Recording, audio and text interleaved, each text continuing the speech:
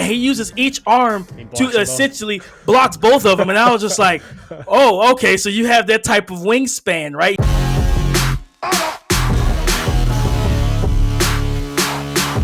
What's going on, everybody, and welcome to the latest TDN100 discussion here with the Draft Network's scouting department. I'm Kyle Krabs, joined by Damian Parson and Joe Marino. We're going to talk about the trenches, the big guys up front in this video, talking about the dynamics of the offensive tackle class, and in particular, OT1.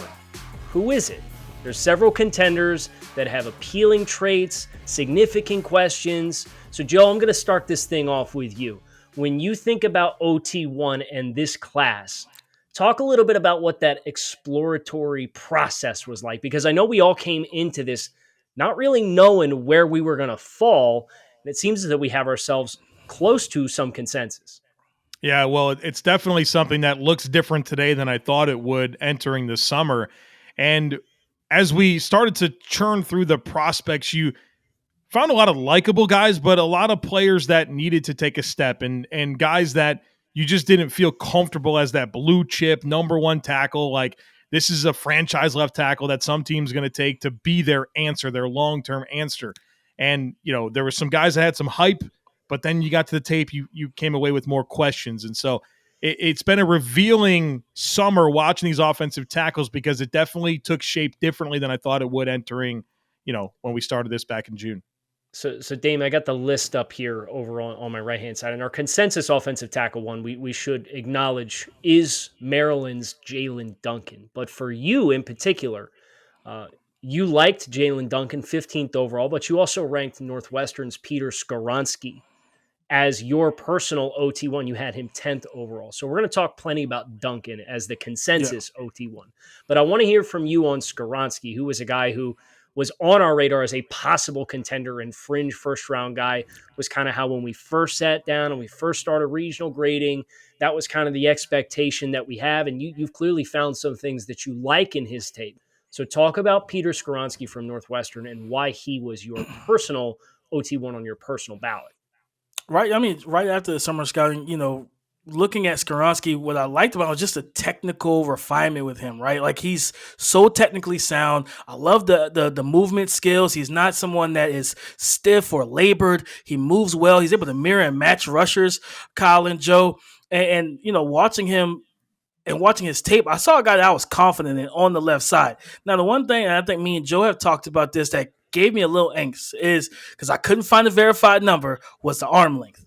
And we know how the NFL treats arm length at tackle, right? We've seen guys that come in that played tackle really well in college, and then it's like, if you don't meet that threshold, we're kicking you inside that guard, buddy. We've seen the Forrest Lamps and all those different guys, and the one guy that was able to kind of get away from that was maybe Rashawn Slater, for the Chargers. But I just love everything I saw from Peter Skornoski, and just the things that you don't have to teach, right? You don't have to teach the technique. He already has it, the movement skills. He plays with a nice temperament as well. He's someone that I think will finish guys when he really has to. He has a flip that you can switch in terms of his level of aggression in the run game. He gets out in the screen game. He does a lot of different things well. So I really like what I saw from him on tape.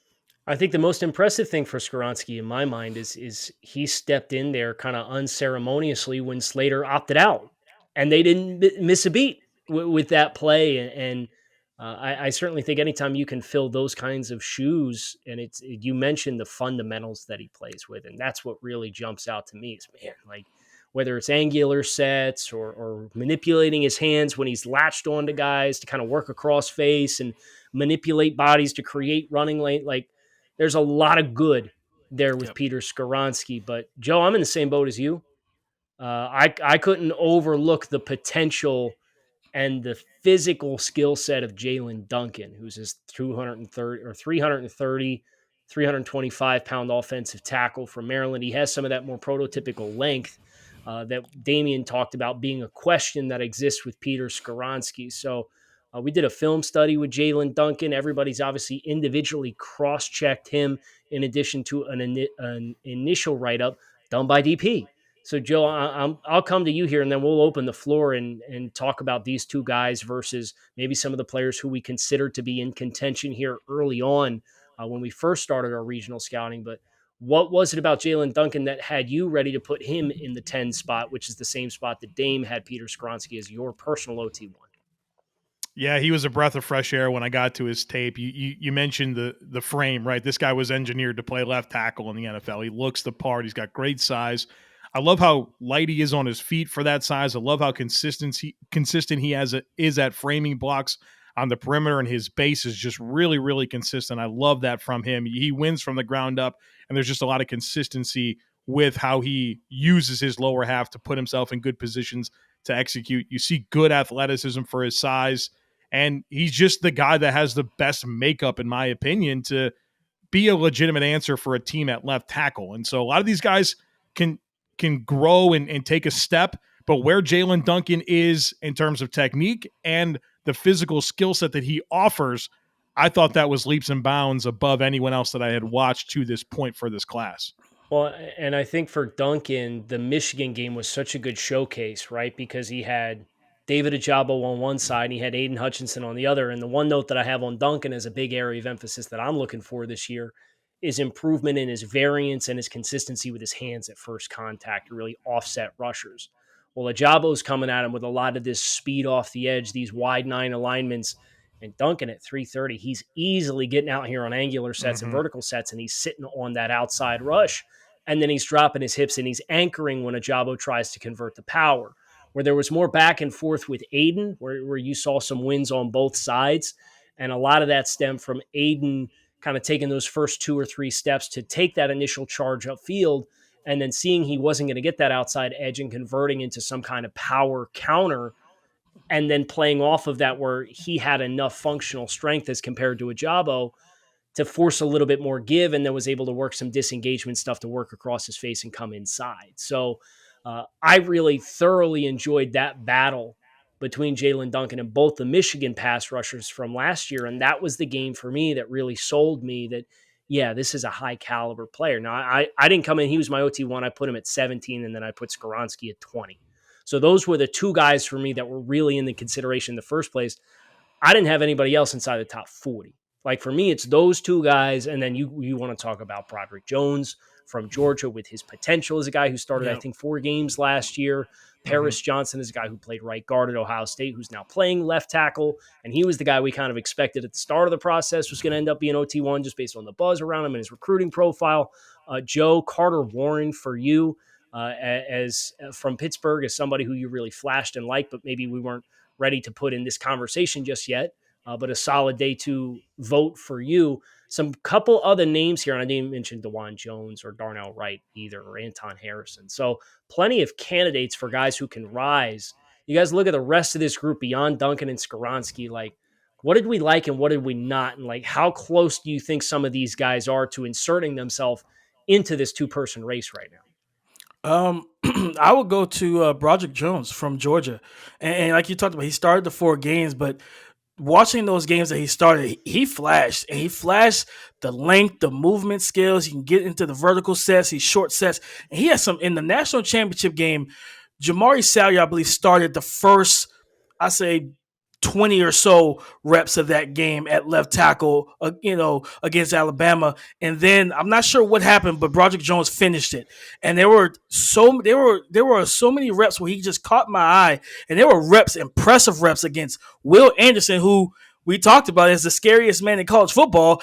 And I was just kind of blown away. He's washing them down. He's being physical with them. He's short setting them and absorbing the power that Will Anderson is converting from speed. And there's a rep against Tennessee where they send I think it was a fire zone blitz where a DB and the edge rusher comes off the edge on him, and he is caught off guard he doesn't have protection with a running back, and he uses each arm to essentially blocks both of them. And I was just like, oh, okay, so you have that type of wingspan, right? He casts that type of net to catch both of those fish. So for me, I think the sky is really up there for him to go ahead and show in the full season at left tackle that I should be in this consideration or this conversation for offensive tackle 1.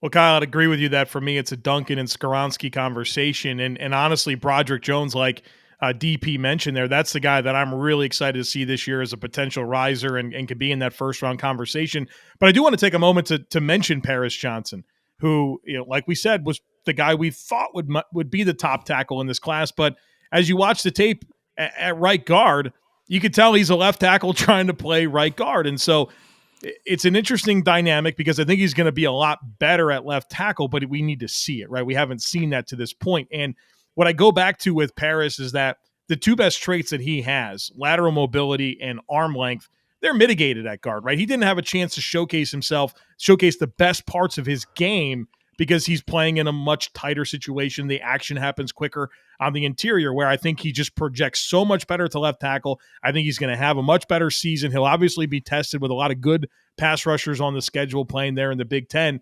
And so I think he can certainly climb, but right now it's very projection based. And I hated that at guard he didn't have the opportunity to use his best assets, where I think that's going to be a lot better suited for him at left tackle this year. So we're all in the same boat where Broderick Jones has the tools to be the third guy who inserts himself in here. And Joe, you mentioned Paris Johnson Jr. as a player who was playing guard, who should probably be playing tackle. The last guy that I want to bring up is a guy who's playing tackle who might, at the NFL level, have to play guard, and that's Darnell Wright from Tennessee. He was a really fun player for me for just how well, when he clamped his hands and he got attached onto your body, rep was over. Go back to the huddle, come back out next time and try again. Like, he's really good at erasing defenders with his hands, and he's kind of got this stocky build about him, and he's not a super long player. So I'll understand if we visit this conversation in January and the discussion is, well, Broderick Jones could probably be a really good interior player for some people. But Dame, like you mentioned with Skornoski and the uncertainty with length, there are some players who go to certain teams, and you mentioned Rashawn Slater, but Jonah Williams was a guy who had a bunch of questions about his length at offensive tackle too. And lo and behold, he's playing left tackle despite all of the narrative and the discussion early in his career and through the draft process on if he needed to be a guard. So I just would not be dismissive of Darnell Wright as a guy who, I think with a strong season, and we expect Tennessee to have a good year this year, to really work his way up this conversation and be a more popular name when you're talking about the upper tier or upper two tiers of offensive tackles. Any other names you guys want to bring into this conversation? Maybe Anton Harrison, Oklahoma. I think in a lot of ways he reminded me of Paris Johnson. Gets stronger. There's a lot of tools there that are intriguing to me. So there's a lot of guys on that outside looking in that can creep up, but they're going to have to prove it this year with what they do on the field. Well, there you have it. Consensus OT1, Jalen Duncan, University of Maryland, for us on the TDN100, the first release for the 2023 NFL draft cycle. Make sure to visit thedraftnetwork.com to get the full list and hit subscribe here on the YouTube channel so you can see all of our TDN100 and all other football-related content.